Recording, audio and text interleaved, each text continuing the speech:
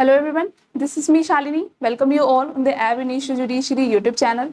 और Uttarakhand judicial services के exam जो हैं वो आपके 31 अगस्त को होने वाले हैं। और इस बार हम देख रहे हैं कि न्यू क्रिमिनल लॉज जो हैं वो भी आने वाले हैं, जहां से टाइम पीरियड्स में बहुत ज़्यादा अमेंडमेंट्स की गई हैं। तो आज हम उनको डिस्कस करने वाले हैं कि क्या टाइम फ्रेम है जो स्पेसिफिकली अब मेंशन कर दिए गए हैं। बहुत सारे ऐसे टाइम फ्रेम्स हैं जिनमें चेंजेस किया गया है और वो सीआरपीसी में आपको देखने को नहीं मिलते थे, बट ये न्यू क्रिमिनल लॉज जो आए हैं वहाँ पे स्पेसिफिक टाइमलाइन और लिमिटेशन पीरियड्स देखने को मिलते हैं। तो आज हम उन्हीं सारे टाइमलाइंस को एक ही वीडियो में डिस्कस करने वाले हैं, जिससे कि ये हेल्पफुल होगा आपके रिविजन पर्पस में। और साथ ही साथ ये आपके एग्जाम में अगर पूछे जाते हैं, पूछे ही जाएंगे, क्योंकि नए नए टाइम लाइन्स चेंज हुई हैं। तो बेसिक क्वेश्चंस हैं, ये सब पूछे जाने वाले हैं।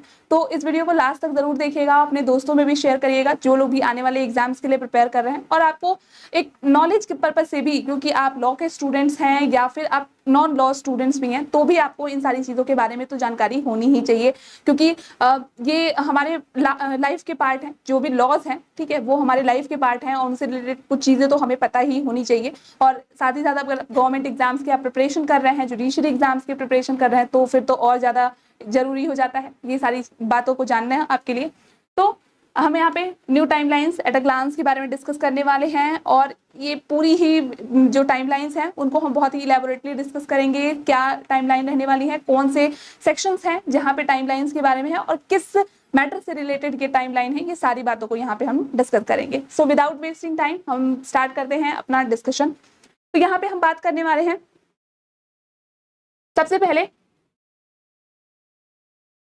सबसे पहला जो टाइमलाइन में चेंज हुआ है वो कहाँ पे हुआ है, 19 क्लॉज 3 में, जहाँ पे appointment to the post of assistant public prosecutor by the district magistrate. यहाँ पे कितने दिन की नोटिस दी जानी चाहिए, after giving 14 days notice to the state government.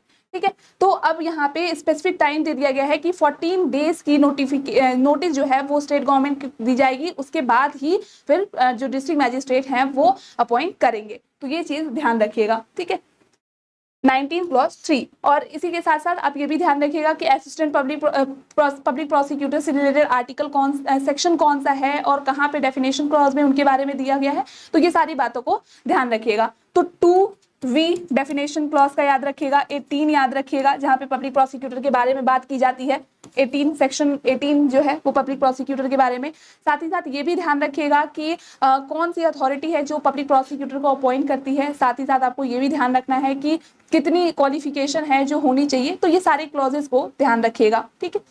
तो यहाँ पे हम स्पेसिफिक टाइम फ्रेम की बात कर रहे हैं। सो 19 clause 3, appointment to the post of assistant public prosecutor by district magistrate after giving 14 days notice to the state government. तो यहाँ पे 14 डेज का जो क्लॉज है उसको ध्यान रखिएगा, ये आपके एग्जाम्स के लिए इंपॉर्टेंट है। नेक्स्ट है section 40, production of arrestee before police in case of arrest by a private person. तो हम जानते हैं कि जो सेक्शन 40 है वो प्राइवेट पर्सन भी उसके पास भी अथॉरिटी है कि किसी पर्सन को अगर उसको रीजनेबल सस्पिशियस है या उसकी प्रेजेंस में अगर कोई कॉग्निजेबल ऑफेंस उस अक्यूज के द्वारा किया जाता है तो वो भी अरेस्ट कर सकता है। तो प्राइवेट पर्सन अगर किसी पर्सन को अरेस्ट करता है तो उस अरेस्टी को कितने दिन के अंदर में, कितने देर के अंदर में उसे पब्लिक पुलिस ऑफिसर के सामने प्रेजेंट करना होगा। तो यहाँ पे दिया हुआ है विदिन 6 आवर्स। तो ये न्यू स्पेसिफिक टाइमलाइन है, तो ये ध्यान रखिएगा। सीआरपीसी में इसके रिस्पेक्ट में कोई स्पेसिफिक टाइमलाइन नहीं दी हुई थी, लेकिन यहाँ पे स्पेसिफिक टाइमलाइन दी हुई है, तो इसलिए इसको ध्यान रखिएगा। अब है 107 का क्लॉज 2, जहां पे दिया है show cause notice period for a person to appear before any magistrate court before attachment to property eligible to proceed of crime. तो यहाँ पे टाइम फ्रेम किया दिया है, यहाँ पे 14 डेज का टाइम पीरियड दिया हुआ है, तो इसको भी ध्यान रखिएगा। शो कॉज नोटिस के बारे में यहाँ पे किया गया है कि कितना दिन के अंदर में देना होगा, 14 डेज के अंदर में सबमिशन करना होगा। अब आते हैं नेक्स्ट पे। नेक्स्ट क्या बात करता है, 107 का क्लॉज 2 जो है वो किसके रिस्पेक्ट में बात करता है, 107 का क्लॉज 7, 2 तो हमने डिस्कस कर लिया, शो कॉज नोटिस के बारे में बात करता है। 107 का क्लॉज 7 जो बात करता है वो बात करता है distribution of proceeds of crime from attached seized property by district magistrate to be made. कितने दिन के अंदर में, यहाँ पे 60 दिन का टाइम फ्रेम दिया हुआ है कि इतने दिन में हो जाना चाहिए, ठीक है। तो यहाँ पे इसको ध्यान रखिएगा। अब है 173, पहले क्या था कि चैप्टर 12 जो था वो बात करता था किसके बारे में, वो बात करता था हमारे नॉन कॉग्निजेबल केसेस में एफआईआर से रिस्पेक्ट में बात करता था।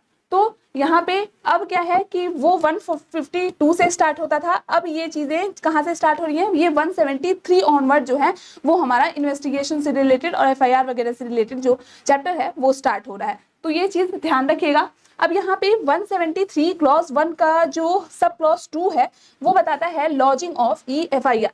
तो अब स्पेसिफिकली इस बात को मेंशन कर दिया गया है कि इलेक्ट्रॉनिक मोड में भी एफआईआर को लॉन्च किया जा सकता है, और अगर इलेक्ट्रॉनिक मोड में एफआईआर लॉन्च की जाती है तो कितने डेट के अंदर में जो पर्सन जो है जो इंफॉर्मेशन दे रहा है, ठीक है, किसी भी कॉग्निजेबल ऑफेंस के रिगार्डिंग में, उसको प्रेजेंट होना होगा पुलिस ऑफिसर के सामने और प्रेजेंट होकर वहां पे उसको साइन करना होगा। अब यहाँ पे बात है कि साइन कितने दिन के अंदर में करना होगा, तो it is to be sign by informant within 3 days। तो वहां पे 3 दिन के अंदर में जो भी इंफॉर्मेशन अगर ई एफआईआर की जाती है तो 3 दिन के अंदर में उसको पुलिस ऑफिसर कंसर्न के सामने प्रेजेंट होके वहां पे साइन करना होगा उस स्टेटमेंट पे। अब आते हैं 173 का clause 3, completion of preliminary inquiry. तो प्रिलिमिनरी इंक्वायरी के रिस्पेक्ट में भी पहली बार स्पेसिफिक टाइमलाइन दी गई है, तो विद इन 14 days यहाँ पे टाइम फ्रेम दिया हुआ है, ठीक है। यहाँ पे कंप्लीट कितने दिन में हो जानी चाहिए, प्रिलिमिनरी इंक्वायरी जो है वो 14 दिन के अंदर में कंप्लीट हो जानी चाहिए। अब आते हैं 174 क्लॉज 1 के सब क्लॉज 2 पे, police to forward daily diary reports to magistrate. यहाँ पे एक बार 14 दिन के अंदर में एक बार तो जो डेली डायरी है वो पुलिस ऑफिसर मैजिस्ट्रेट को कन्फर्म करेगा और उनको देगा। नेक्स्ट 184 का क्लॉज 2 है, forwarding of medical reports to the investigating officer. कितने दिन के अंदर में, विद इन 7 days। तो ये टाइम फ्रेम्स याद रखिएगा, ये आपके आने वाले एग्जाम्स के लिए इंपॉर्टेंट है, प्रीलिम्स एग्जाम के लिए भी इंपॉर्टेंट है, और जब आप मेंस में अपनी आंसर राइटिंग करते हैं तो भी आप अगर ये सारी टाइमलाइंस जो रिलेटेड हैं कंसर्न टॉपिक से वहां पे अगर आप मेंशन करते हैं तो भी ये आपके आंसर्स को काफी इंप्रेसिव बनाता है। अब है 185 का clause 5, in case of search by police officer copies of record to be sent to nearest magistrate।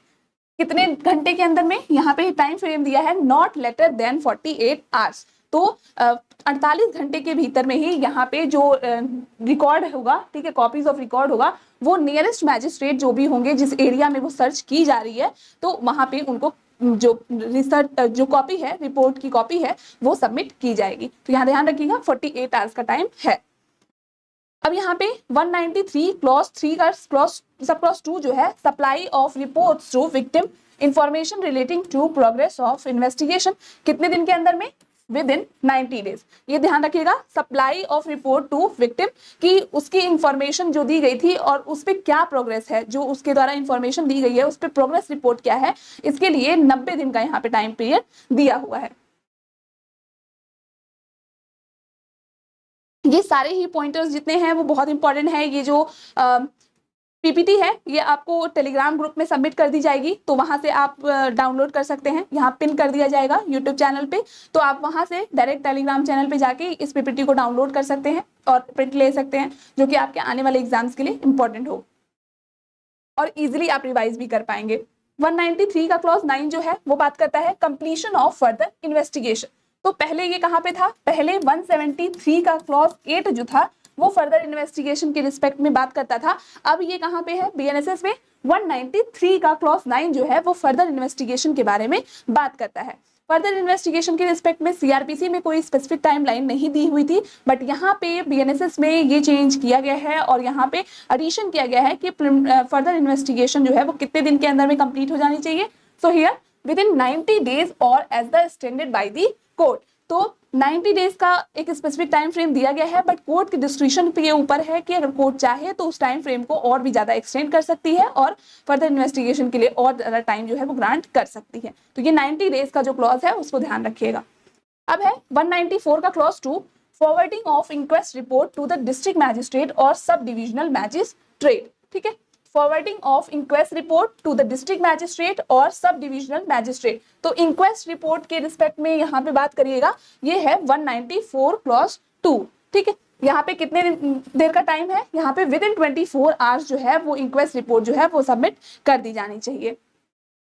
अब आते हैं 218 का क्लॉज 1 बात करता है granting of sanction in prosecution of जजेस एंड पब्लिक सर्वेंट।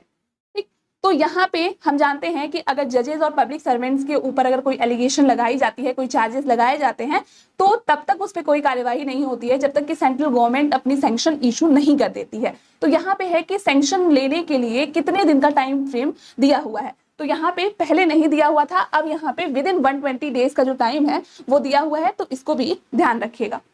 अब है 230, सेक्शन 230 क्या बात करता है, supply of documents to accused. तो हम जानते हैं कि अक्यूज को भी जो भी डॉक्यूमेंट सबमिट किए जाते हैं वो उसकी कॉपी जो है वो अक्यूज को भी दी जानी चाहिए, जिससे कि वो अपना प्रॉपर डिफेंस है ले सके।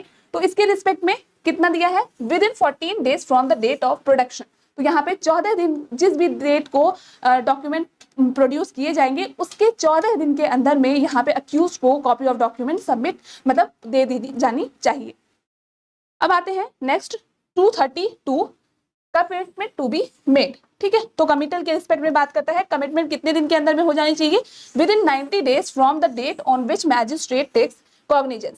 ठीक है, तो यहाँ पे 90 डेज का टाइम दिया है कि जिस दिन से भी मैजिस्ट्रेट उस केस का कॉग्निजेंस लेंगे उसके 90 डेज के अंदर में ही वहां पे केस का कमिटल हो जाना चाहिए। तो ये भी ध्यान रखिएगा पॉइंट।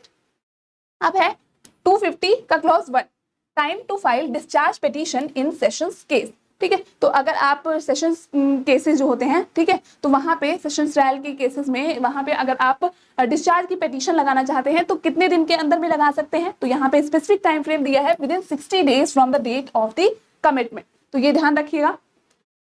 251 में है time line for framing of charge in sessions case. तो यहाँ पे भी 60 डेज का ही टाइम है from the date of the first hearing. तो यहाँ पे एक चीज ध्यान रखिएगा, दोनों ही रिलेटेड टॉपिक्स हैं। ठीक है, तो यहाँ पे दोनों ही समन्स केसेस के बारे में बात कर रहे हैं। तो अगर डिस्चार्ज पिटीशन के केस में है तो कहाँ पे है, within 60 days from the date of commitment. और अगर हम बात कर रहे हैं timeline for framing of charges in sessions case, तो यहाँ पे कितने दिन के अंदर में, within 60 days from the date of the first hearing. तो ये दोनों के बीच का डिफरेंस थोड़ा ध्यान रखिएगा कि दोनों के बीच का डिफरेंस क्या है। अब है 258 का clause 1, delivery of judgment in a summons case within 30 days extendable to 45 days from the conclusion of argument. ठीक है, तो समन्स केसेस में जजमेंट की डिलीवरी कितने दिन के अंदर में हो जानी चाहिए, तो फर्स्ट इंस्टेंस पे 30 डेज के अंदर में हो जानी चाहिए, but it is extendable up to 45 days. तो यहाँ पे 30 से लेके 45 डेज के विदिन में जो समन्स केसेस हैं उनके केसेस में जो जजमेंट की डिलीवरी है वो हो जानी चाहिए। तो ये भी ध्यान रखिएगा। अब है 262, timeline for discharge petition in warrant cases. ठीक है, तो यहाँ पे हमने समन्स केसेस के रिस्पेक्ट में देखा है, अब हम देखेंगे वारंट केसेस के रिस्पेक्ट में within 60 days from the date of supply of police report. तो ये भी ध्यान रखिएगा, ये दोनों ही टाइम पीरियड, यहाँ पे 30 डेज है, वारंट केसेस में 60 डेज का टाइम दिया है। 263 का क्लॉज 1 है timeline for framing of charge in warrant cases. ठीक है, तो यहाँ पे 60 days from the date of first hearing. ये पॉइंट्स बहुत ही क्लियरली देखिएगा, क्योंकि इस समय एग्जाम का जो पैटर्न है वो पूरी ही लाइन को बेयर एक्ट की उठा के दे देते हैं, तो थोड़ा कंफ्यूजन क्रिएट करता है। तो यहाँ पे पूरी ही लाइन को, सेंटेंस को पूरी ही पढ़िएगा, जिससे कि आपके आंसर जो है वो गलत ना हो। ठीक है, तो यहाँ पे अगर फ्रेमिंग ऑफ चार्ज से रिलेटेड यहाँ पे है तो कितने दिन के अंदर में, within 60 days from the date of the first hearing, उतने दिन के अंदर में वारंट केसेस के रिस्पेक्ट में चार्ज फ्रेमिंग कर दी जानी चाहिए। अब आते हैं नेक्स्ट सेक्शन। नेक्स्ट कहाँ पे टाइमलाइन दी हुई है उसके बारे में डिस्कस करते हैं। तो नेक्स्ट है 272। ठीक है, 272 क्या बात करता है, time given to complainant to be present before discharging of accused. तो यहाँ पे कितने दिन का टाइम पीरियड है, यहाँ पे 30 दिन का टाइम पीरियड दिया गया है, इसको भी ध्यान रखिएगा। अब है 279, in case of non-appearance or death of the complainant, time given by magistrate to him for being present before acquitting the accused। यहाँ पे कितना दिया है, यहाँ पे दिया है 30 डेज का टाइम। तो ये ध्यान रखिएगा। 279 किसके बारे में बात करता है, in case of non-appearance or death of the complainant, time given by the magistrate to him for being present before the acquitting the accused. कितने दिन का टाइम पीरियड है, यहाँ पे 30 डेज का टाइम पीरियड है। और ये सेक्शन 279 ध्यान रखिएगा, ये आपका डायरेक्ट भी एग्जाम में पूछ लिया जाता है कि non appearance of the accused अगर है तो वहां पे non appearance of the complainant अगर है तो वहां पे क्या कॉन्सिक्वेंस होगा। ठीक है, तो ये चीज भी ध्यान रखिएगा, अक्विटल होगा या डिस्चार्ज होगा, ये पॉइंट्स को ध्यान रखिएगा। फिर है 290 का clause 1, application for plea bargaining to be filed by accused, तो कितने दिन के अंदर में, पहले प्ली बार्गेनिंग के रिस्पेक्ट में, ठीक है, पहले जो सीआरपीसी था वहां पे प्ली बार्गेनिंग के रिस्पेक्ट में कोई स्पेसिफिक टाइम लेन नहीं दी हुई थी कि कितने टाइम के अंदर में प्ली बार्गेनिंग के लिए एप्लीकेशन जो है जो फाइल कर दी जानी चाहिए, बट बीएनएसएस में अब यहाँ पे इस रिस्पेक्ट में स्पेसिफिक टाइमलाइन दे दी गई है, तो इसको ध्यान रखिएगा। यहाँ पे कितना दिया है, within 30 days from the framing of charges and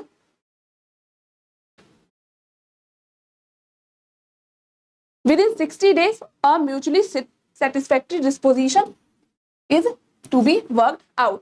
तो एप्लीकेशन के लिए, प्ली बार्गेनिंग के लिए, एप्लीकेशन के लिए 30 डेज का टाइम है और म्यूचुअली सेटिस्फैक्टरी डिस्पोजिशन के लिए यहाँ पे कितना टाइम दिया है, यहाँ पे 60 डेज का टाइम पीरियड दिया हुआ है। तो ये दोनों ही पॉइंटर्स को ध्यान रखिएगा। अब आते हैं section 316, time within which signature of an accused who is examined through electronic communication is to be obtained. तो यहाँ पे विद इन 72 आवर्स, ठीक है, विद इन 72 आवर्स जो भी वो है अक्यूज है जिसको एग्जामिन किया जाता है इलेक्ट्रॉनिक कम्युनिकेशन के थ्रू, तो 72 आवर्स के विद इन में उनका सिग्नेचर उस स्टेटमेंट पे ले लिया जाना चाहिए। अब है 330 का clause 1, timeline to challenge genuineness of any document. तो यहाँ पे कितना दिया है, within 30 days until court relaxes the time. तो अगर किसी भी डॉक्यूमेंट की जेन्युइननेस को चैलेंज किया जाता है तो कितने दिन के अंदर में किया जाना चाहिए, यहाँ पे 30 दिन का टाइम फ्रेम दिया हुआ है, बट ये कोर्ट के डिस्क्रिप्शन पे है कि कोर्ट अगर कोई ऐसा स्पेसिफिक रीजन है, कोई सफिशिएंट कॉज एग्जिस्ट करता है तो वहां पे टाइम को एक्सीड किया जा सकता है। अब है 356 का clause 1, commencement of in absentia trial. ठीक है, मान लीजिए कि किसी केस में अक्यूज्ड है जो फाउंड आउट नहीं हो रहा है या एब्सकॉन्डिंग है, किसी अदर रीजन से वो अक्यूज वहां पे नहीं है, तो इन एब्सेंशिया ट्रायल जो है वो होगा। तो कब से वो कमेंस होगा, तो यहाँ पे दिया है after 90 days have elapsed from the framing of charge. तो फ्रेमिंग ऑफ चार्ज के 90 डेज इलैप्स होने के बाद से वो जो कमेंसमेंट है ट्रायल की वो कंटिन्यू कर जाएगी in case of absentia of the accused. अब आते हैं नेक्स्ट,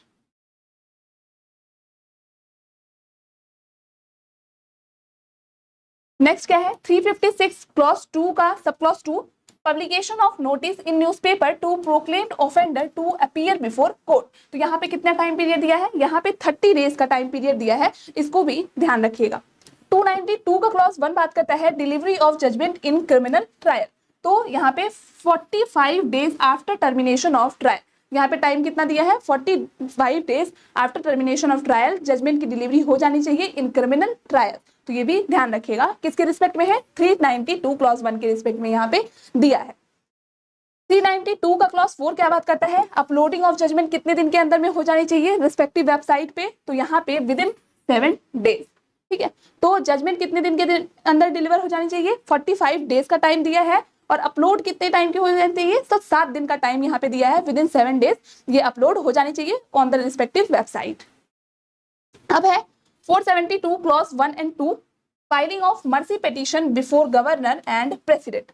तो मर्सी पिटीशन के रिस्पेक्ट में भी पहले स्पेसिफिक टाइम फ्रेम नहीं दिया हुआ था सीआरपीसी में, अब बीएनएसएस में यहाँ पे स्पेसिफिक टाइम फ्रेम दे दिया गया है, तो हम उसे भी याद रखेंगे क्योंकि ये बहुत इंपॉर्टेंट है। और अक्सर हम न्यूज़ में भी देखते रहते हैं कि किसी ना किसी अक्यूज के द्वारा मर्सी पिटीशन लगाई जाती है। मर्सी पिटीशन किन केसेस में लगाई जाती है, अगर डेथ सेंटेंसेस जो हैं वो कोर्ट के द्वारा पास कर दिए जाते हैं सुप्रीम कोर्ट से, तो वहाँ पे मर्सी पिटीशन क्लेमेंसी जिसे हम बोलते हैं वहाँ पे लगाई जाती है प्रेसिडेंट के सामने, जिससे कि उनकी जो डेथ सेंटेंस है उसको कन्वर्ट करके किसी अदर सेंटेंस में कर दी जाए।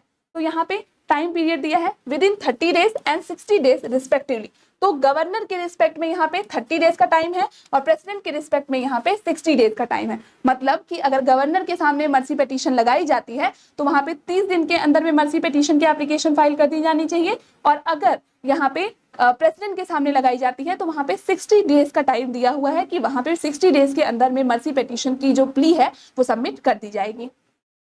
अब आते हैं 472 का क्लॉज 6 बात करता है central government to communicate the president's order on mercy petition to home department of state as superintendent of jail. तो यहाँ पे कितना दिया है, within 48 hours of receipt of order from the president. तो ये भी ध्यान रखिएगा, यहाँ पे कितना टाइम फ्रेम दिया है, यहाँ पे 48 आवर्स का टाइम दिया हुआ है। अब आते हैं नेक्स्ट,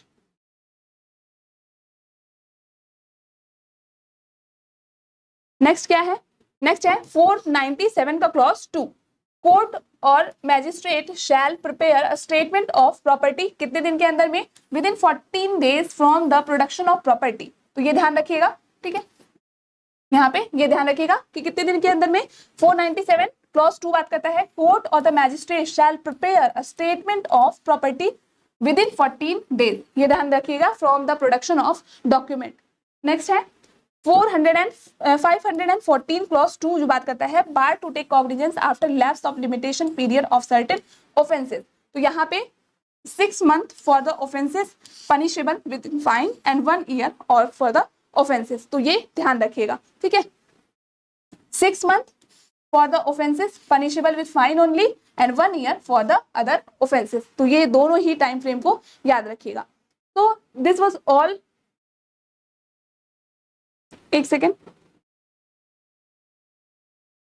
और भी है यहाँ पे 1 year का क्या था, ये punishable with exceeding imprisonment 1 year, not imprisonment of 3 year for the offences punishable for the more than but not less than यहाँ पे 3 years, तो ये चीज ध्यान रखिएगा, ठीक है।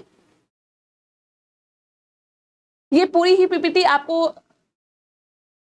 टेलीग्राम चैनल पे दे दी जाएगी, आप वहां से यहाँ डाउनलोड कर सकते हैं, ठीक है।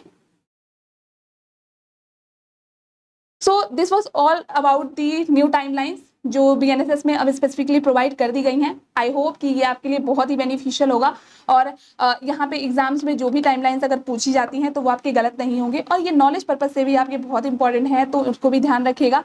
साथ ही साथ आप अगर उत्तराखंड जुडिशियल सर्विसेज के लिए और झारखंड एपीओ के लिए प्रिपेयर कर रहे हैं तो भी, और इसी के साथ छत्तीसगढ़ जुडिशियल सर्विसेज के भी डेट आ चुके हैं, जो सितंबर में प्रीलिम्स के एग्जाम हैं वो होने वाले हैं, तो उनके लिए भी अगर प्रिपेयर कर रहे हैं तो यहाँ पे एब इनिशियो जुडिशरी के साइड से यहाँ पे आपके टेस्ट सीरीज चलाई जा रही हैं, तो आप टेस्ट सीरीज को भी ज्वाइन कर सकते हैं, बहुत ही मिनिमल रेट है, आप इजीली अफोर्ड कर सकते हैं, ठीक है। तो यहाँ पे आप उसको भी ज्वाइन कर सकते हैं और अपनी तैयारी को बहुत बेहतर बना सकते हैं, और आई होप कि ये जो हमने सेशन लिया है ये आपके लिए बहुत इंपॉर्टेंट होगा। इसी के साथ साथ चैनल पे और भी बहुत सारी वीडियोस हैं जो आपके लिए हेल्पफुल होंगी, जो ऑलरेडी अपलोडेड हैं, तो आप उनको भी विजिट कर सकते हैं। साथ ही साथ आपको अगर हिंदी मीडियम के स्टूडेंट आप हैं तो आप डेमो लेक्चर्स के कुछ वीडियोस पढ़े हुए हैं, आप डेमो लेक्चर्स भी ले सकते हैं बीएनएस के, और बीएनएस और बीएनएसएस बीएसए इनकी स्पेसिफिक क्लासेस चलाई जा रही हैं बहुत ही मिनिमल प्राइसेस पे, तो आप उसके लिए भी जो कंसर्न नंबर यहाँ स्क्रीन पे फ्लैश कर रहे हैं, आप वहाँ से नंबर्स पे कॉल करके और अपने आप को इनरोल करा सकते हैं। और बीएनएसएस की क्लास हिंदी मीडियम की बेस्ट क्लास यहाँ पे आपको मिलेगी, तो आप खुद भी एक बार आप यूट्यूब पे भी जो वीडियो पढ़े हैं आप खुद यहाँ से करके देखिएगा, तो आप ज़्यादा समझ पाएंगे उन चीज़ों को। तो आज का सेशन हम यहीं पे एंड करते हैं, नेक्स्ट सेशन में हम किसी अदर टॉपिक को डिस्कस करेंगे एग्जाम पर्सपेक्टिव से, ठीक है। तो आज के लिए बस इतना ही, तब तक के लिए keep learning, keep shining, all the best, thank you.